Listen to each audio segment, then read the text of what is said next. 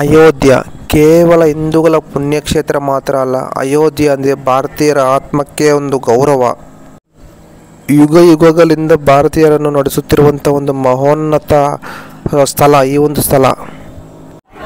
ನಮ್ಮ ರಾಜ್ಯಕ್ಕೆ ಮತ್ತು ಈ ಒಂದು ಪ್ರಭುತ್ವಕ್ಕೆ, ಧರ್ಮಕ್ಕೆ ಒಂದು ನಿರ್ವಚನವಾದಂಥ ಒಂದು ಸ್ಥಳ ಒಂದು ಅಯೋಧ್ಯ. ಅಯೋಧ್ಯ ಅಂದರೆ ಒಂದು ಇಂಪ್ರೆಸ್, ಒಂದು ಪವರ್.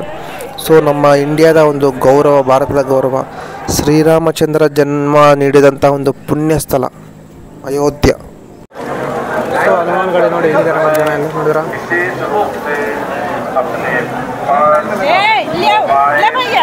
ಸೊ ಜನ ಅಂತೂ ಫುಲ್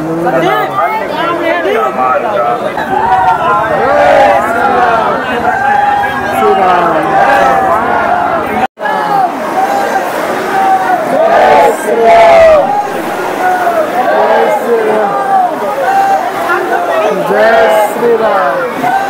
ಸೊ ಹನುಮಗಡಿ ರಾಮ ಮಂದಿರದಿಂದ ಸೊ ಇಲ್ಲ ಫಸ್ಟ್ ಬಂದ್ಬಿಟ್ಟು ಹನುಮಗಡಿ ನೋಡ್ಕೊಂಡು ನಾವು ಇಲ್ಲಿ ಮುಂದೆ ಹೋಗ್ಬೇಕಾದ್ರೆ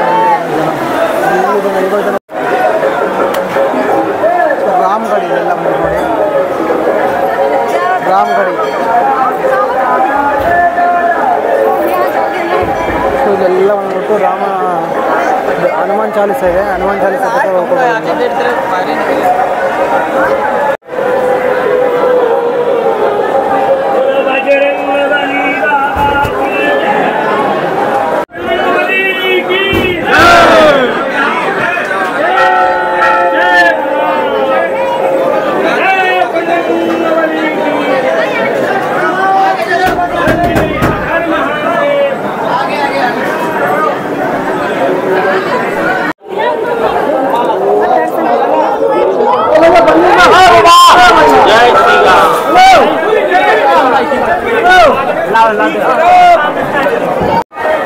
ಸೊ ಇದೆಲ್ಲ ಬಂದು ಹನುಮಾನ್ ಗಡಿ ನೋಡಿ ಅಂತ.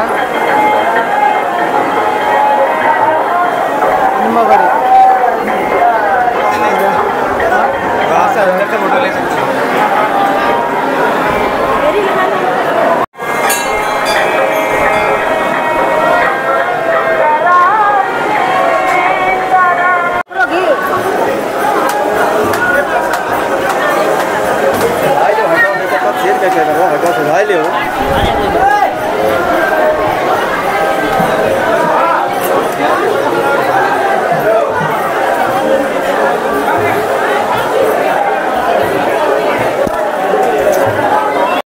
ಈ ಥರ ಹನುಮಾನ್ ಗಡಿಯಿಂದ ಇಷ್ಟು ಮುಂದೆ ಜಸ್ಟ್ 100 ಮೀಟರ್ ವಾಕೇಬಲ್ ಬಂದ ತಕ್ಷಣ ದಶರಥ್ ಮಹಾಜಿ ಪ್ಯಾಲೇಸ್ ಸಿಗುತ್ತೆ. ಸೊ ಬನ್ನಿ ಹೋಗೋಣ ಹೊರಗಡೆ. ಕನಕ್ ಭವನ್. ದಶರಥ್ ಮಹಾರಾಜ್ ಶ್ರೀರಾಮನ ಅವರ ತಂದೆ ಇರುವಂಥ ಒಂದು ಕೋಟೆ ಇದರಲ್ಲಿರ್ತಾ ಇದ್ರಂಥ ಮೊದಲು ನೋಡಿ. ತುಂಬ ಓಲ್ಡ್ ಪ್ಯಾಲೇಸ್ ಇದೆ ನೋಡೋಣ.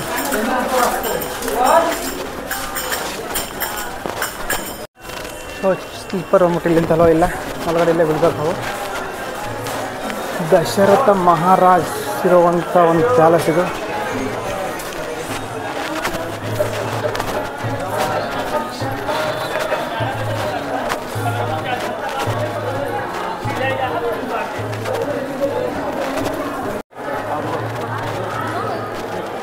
ನೋಡಿ ಹಿಂಗಿದೆ ಪ್ಯಾಲೇಸ್. ಆ್ಯಕ್ಚುಲಿ ಬಂದ್ಬಿಟ್ಟು ಇವಾಗಿನ ಪ್ಯಾಲೇಸ ಇಲ್ಲ ಅಂದರೆ ಮೊದಲು ದಶರಥ ಇದ್ದಂಥ ಕಾಲದಲ್ಲಿರುವಂಥ ಪ್ಯಾಲೇಸ ಗೊತ್ತಿಲ್ಲ.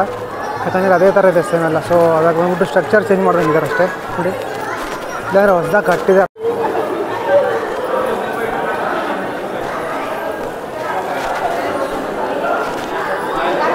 ದಶರಥ ಮಹಾರಾಜ್ ಪ್ಯಾಲೇಸ್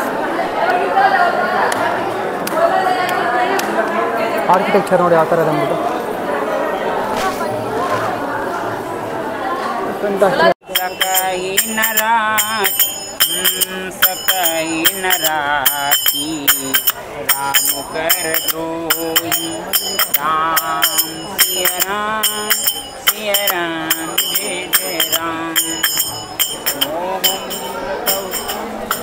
ನೋಡಿದ್ರೆ ನಮ್ಬಿಟ್ಟು ಲಿಪಿ ಹೊಡೆದು ಬ್ರೈನ್ ಲಿಪಿಯಲ್ಲಿ ನೋಡ್ಕೊಂಡ್ಬಿಟ್ಟು ಹಾಡು ಹೇಳ್ತಾ ಇದ್ದಾರೆ. ಸೊ ತುಂಬ ಇದು ಪಾಪ.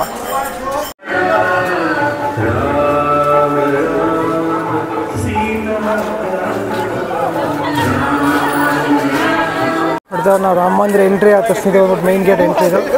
ಇಲ್ಲಿಂದ ಎಂಟ್ರಿ ಆದ ತಕ್ಷಣ ಇವೆಲ್ಲ ಫುಲ್ ಕೌಂಟ್ರ್ ಇರುತ್ತೆ ನೋಡಿ. ಎಲ್ಲ ಫುಲ್ ಫ್ರೀ ಸರ್ವಿಸ್ ಇಲ್ಲೆಲ್ಲ. ಸ್ಲಿಪ್ಪರ್ ಇಡೋಕ್ಕೆ, ಬ್ಯಾಗ್ ಇಡೋಕ್ಕೆ, ಸೊ ಏನು ಸಹ ಅಲೋ ಮಾಡಲ್ಲ. ಮೊಬೈಲು, ಫೋನ್ಸು ಸೊ ಎಲ್ಲ ಇಲ್ಲೇ ಇಟ್ಬಿಟ್ಟು ಹೋಗಬೇಕಾಗುತ್ತೆ ಮುಂದೆ. ಸೊ ಇವೆಲ್ಲ ಫುಲ್ ಲಾಕರ್ಸ್ ನೋಡಿ ಎಷ್ಟಿರ್ತಾವೆ ಬಿಟ್ಟು ಎಲ್ಲ ಲಾಕರು. ಈ ಬ್ಯಾಗ್ ಇಡೋಕ್ಕೆ ಸಹ ಮತ್ತೆ ಗೊತ್ತಾಗಬೇಕು ನಿಮ್ಗೆ ನೋಡಿ. ಎಲ್ಲ ಫುಲ್ ಇಲ್ಲಿಂದ ಲೆಂತಾಗಿರ್ತವೆ. ಸೊ ನೀವು ಫೋಟೋ ಹೊಡ್ಕೊಂಡು ಇಟ್ಕೋಬೇಕು ಎಲ್ಲಿ ಲಾಕರ್ ಇದೆ ನಿಮ್ಗೆ ಬಿಡಲಿಲ್ಲ ಅಂದರೆ ತುಂಬ ಕಷ್ಟ ಆಗುತ್ತೆ ಮತ್ತೆ ಬರೋವಾಗ. ನೋಡಿ ಹೆಂಗಿದೆ ಅಂತ. ಸೊ ಎಲ್ಲ ಫುಲ್ ಮಂದಿರ್ ಸ್ಟೈಲಲ್ಲಿ ಮಾಡಿದ್ದಾರೆ ಲಾಕರು. ಇದೆಲ್ಲ ಫುಲ್ ಲಾಕರ್ಸ್. ಈ ಕಾಂಪ್ಲೆಕ್ಸ್ ಬಂದ್ಬಿಟ್ಟು ಲಗೇಜ್ ಕೌಂಟರ್ ಎಲ್ಲ ಫ್ರೀ ಸರ್ವಿಸ್ಸು. ಈ ಒಂದು ಕೌಂಟ್ರ್, ಈ ಒಂದು ಕಾಂಪ್ಲೆಕ್ಸಲ್ಲಿ ನಿಮ್ಮ ಲಗೇಜ್ ಎಲ್ಲ ಇಟ್ಟು ಹೋಗಬೇಕು. ಎಲ್ಲ ಫ್ರೀ ಸರ್ವಿಸ್ ಇರುತ್ತೆ. ಸೊ ಯಾವುದೇ ಥರ ಒಂದು ಚಾರ್ಜ್ ಮಾಡಲ್ಲ. ಈ ವಿಡಿಯೋ ಮೋದಿ ಅವರ ಯೂಟ್ಯೂಬ್ ಚಾನಲಲ್ಲಿರುವಂಥ ಒಂದು ವಿಡಿಯೋ, ಹಳೆ ವಿಡಿಯೋ. ಇದೇ ಮಂದಿರ ಬಂದ್ಬಿಟ್ಟು ಹೊಸದಾಗಿ ನಿರ್ಮಿಸಿದಂಥ ಒಂದು ಬಾಲರಾಮನ ಮಂದಿರ.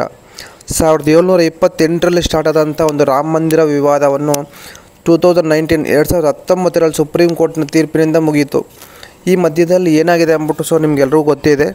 ರೀಸೆಂಟಾಗಿ ನ್ಯೂಸ್ ಚಾನೆಲೆಲ್ಲ ಫುಲ್ ಪ್ರಸಾರ ಮಾಡ್ತಾಯಿದೆ. ಸೊ ಮತ್ತು ನ್ಯೂಸ್ ಪೇಪರ್ ಆರ್ಟಿಕಲ್ಸ್ ಎಲ್ಲ ಬರ್ತಾಯಿದೆ. ಸೊ ನಿಮ್ಗೆಲ್ರಿಗೂ ಗೊತ್ತೇ ಇರುತ್ತೆ ಇದ್ರ ಮುಂದೆ ಏನಾದ್ರು ಮತ್ತು. ಸೊ ಅದ್ರ ಬಗ್ಗೆ ನಾನು ಮತ್ತೆ ನಿಮ್ಗೆ ಇವಾಗ ಏನು ಹೇಳೋಂಗಿರಲ್ಲ ಅನ್ಸುತ್ತೆ ಮೋಸ್ಟ್ಲಿ. 2020 ಆಗಸ್ಟ್ 21 ಸೊ ರಾಮ ಮಂದಿರ ನಿರ್ಮಾಣಕ್ಕೆ ಮೋದಿ ಅವರ ಶಂಕುಸ್ಥಾಪನೆ ನಡೀತದೆ. 2024 ಜನವರಿ 22ರಂದು ಸೊ ನರೇಂದ್ರ ಮೋದಿ ಅವರ ಕೈಯಿಂದ ಬಾಲರಾಮನ ಪ್ರಾಣ ಪ್ರತಿಷ್ಠೆ ನಡೀತದೆ. ಇದು ರಾಮರವಾರು. ಈ ಒಂದು ಪ್ಲೇಸ್ ಬಂದ್ಬಿಟ್ಟು ಶ್ರೀರಾಮ ಜನ್ಮ ನೀಡಿದಂಥ ಒಂದು ಸ್ಥಳ.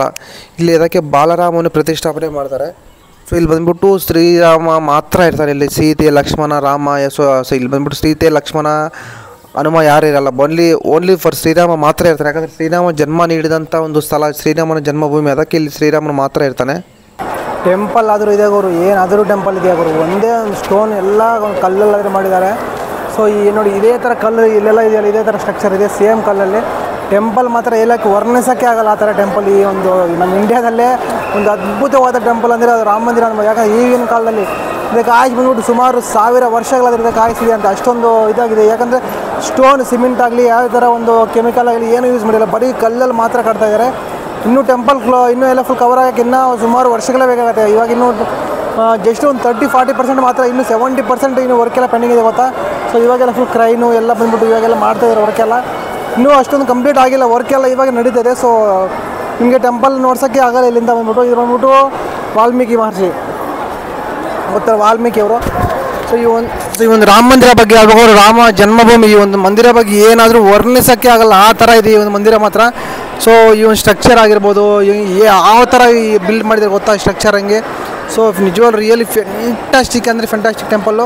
ಸೊ ನನ್ನ ಲೈಫ್ ಟೈಮಲ್ಲಿ ಫಸ್ಟ್ ಟೈಮು ರಾಮ ಜನ್ಮಭೂಮಿ, ಶ್ರೀರಾಮ ಮಂದಿರವನ್ನು ನಾನು ಇವತ್ತು ದರ್ಶನ ಮಾಡ್ಕೊಂಡು ಇವಾಗ ಮಾತ್ರ. ಸೊ ಒಂದು ಸತಿ ಆದರೂ ರಾಮ ಮಂದಿರನ ದರ್ಶನ ಮಾಡ್ಕೋಬೇಕು. ಆ ಥರ ಮಂದಿರ ಎಷ್ಟು ಫ್ಯಾಂಟಾಸ್ಟಿಕ್ ಆಗಿ ಎಷ್ಟು ಅದ್ಭುತವಾಗಿದೆ ಗೊತ್ತಾ ಮಂದಿರ. ಸೊ ಇಲ್ಲಿ ಬಂದ್ಬಿಟ್ಟು ಯಾವುದೇ ಥರ ಒಂದು ಲಕ್ಷ್ಮಣ, ಸೀತೆ, ಹನುಮ ಯಾರು ಇರಲ್ಲ. ಯಾಕಂದರೆ ರಾಮ ಬಂದ್ಬಿಟ್ಟು ಇಲ್ಲಿ ಹುಟ್ಟಿರುವಂಥ ಒಂದು ಪ್ರದೇಶ. ಅದಕ್ಕೆ ಬಂದ್ಬಿಟ್ಟು ಇಲ್ಲಿ ಮಾತ್ರ ಬರೀ ಶ್ರೀರಾಮ ಮಾತ್ರ ವಿಗ್ರಹ ಒಂದು ಮಾತ್ರ ಇರುತ್ತೆ ಅಷ್ಟಿದ್ರಲ್ಲಿ. ಮತ್ತು ಇಲ್ಲಿ ಮುಂದೆ ಬಂದುಬಿಟ್ರೆ ಶ್ರೀರಾಮಚಂದ್ರ. ಯಾಕಂದರೆ ಇದು ಬಂದ್ಬಿಟ್ಟು ಶ್ರೀರಾಮ ಹುಟ್ಟಿರುವಂಥ ಒಂದು ಪ್ಲೇಸ್ ಅಲ್ಲ ಬಾಲರಾಮ. ಅದಕ್ಕೆ ಬಂದ್ಬಿಟ್ಟು ಅವ್ರ ಜನ್ಮಭೂಮಿ ಇಲ್ಲಿ. ಅದಕ್ಕೆ ಶ್ರೀರಾಮ ಒಂದು ವಿಗ್ರಹ ಮಾತ್ರ ಇರುತ್ತೆ, ಬೇರೆ ಇರಲ್ಲ. ಸೊ ಬಂದ್ಬಿಟ್ಟು ರಾಮಾಯಣ ಬರೆದಿರುವಂಥ ಒಂದು ಮಹರ್ಷಿ ಇವರು ನೋಡಿ ಗೊತ್ತಲ್ಲ.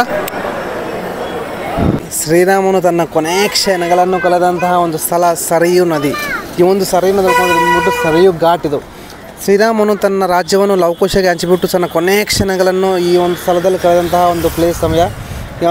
ಈ ಒಂದು ರಾಜ್ಯವನ್ನು ಲವಕುಶಗೆ ಹಂಚಿಬಿಟ್ಟು ಅವರ ಒಂದು ಅವತಾರ ಮುಗಿಸೋವಂಥ ಟೈಮಲ್ಲಿ ಈ ಒಂದು ನದಿಗೆ ಬಂದ್ಬಿಟ್ಟು ಸರಿಯು ನದಿ ಬಂದ್ಬಿಟ್ಟು ಅವರ ಈ ಒಂದು ನದಿಯಲ್ಲಾದರೆ ಅವ್ರ ಸಮಾಧಿ ಆಗುತ್ತೆ, ಅಂದರೆ ಜಲಸಮಾಧಿ. ಇದು ಬಂದ್ಬಿಟ್ಟು ಇದೇ ಒಂದು ಪ್ಲೇಸಲ್ಲಿ ಶ್ರೀರಾಮನ ಅಂತ್ಯ ಅಂದರೆ ಲಾಸ್ಟ್ ಅವರ ಕೊನೆಕ್ಷನ್ ಕಳೆದಂಥ ಒಂದು ಪ್ಲೇಸು ಇದೇ ಒಂದು ಸರಿಯು ನದಿ. ಇದು ಎಲ್ಲ ಫುಲ್ ನೋಡ್ಕೊಂಡು ನಿಮಗೆಲ್ಲ 360 ಡಿಗ್ರಿ ವ್ಯೂ ತೋರಿಸಿ ನೋಡಿ ಹೆಂಗಿದೆ ಅಂದ್ಬಿಟ್ಟಿದೆಲ್ಲ.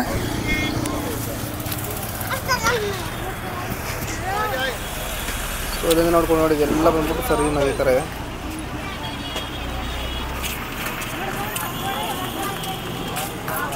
ಸೊ ನೈಟ್ ಆದರೆ ಇನ್ನೂ ಎಲ್ಲ ಫುಲ್ ಲೈಟಿಂಗ್ ಎಲ್ಲ ಫುಲ್ ತುಂಬ ಲೈಟಿಂಗ್ ಇರುತ್ತಿದೆ. ನೋಡಿ ಎಲ್ಲ ಬಂದ್ಬಿಟ್ಟು ಬ್ರಿಡ್ಜ್ ಇದೆ. ಇಲ್ಲೇನು ನೋಡ್ತಾ ಇದ್ದೀವಿ ಎಲ್ಲ ಬ್ರಿಡ್ಜ್.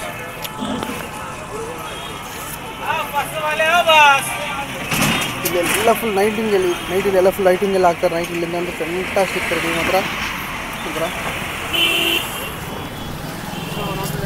ಶ್ರೀರಾಮ ತನ್ನ ಕೊನೆಕ್ಷನ್ ಒಂದು ಪ್ಲೇಸ್ ಏನೇ ಒಂದು ಸ್ಥಳ ಏನಿದೆ ಅದು ಬಂದ್ಬಿಟ್ಟು ಇದೇ ಒಂದು ಸ್ಥಳ ಸರಯೂ ನದಿ, ಇದು ಬಂದ್ಬಿಟ್ಟು ಸರಯೂ ಘಾಟ್ ಅಂತ ಕರೀತಾರೆ. ಇಲ್ಲೆಲ್ಲ ಫುಲ್ ಒಂದು ಟೆಂಪಲ್ಸ್ ಎಲ್ಲ ಇದೆ. ಇಲ್ಲಿಂದ ಮುಂದೆ ಸೊ ಇದೆಲ್ಲ ಬಂದ್ಬಿಟ್ಟು ಸರಯೂ ನದಿ ನೋಡಿ.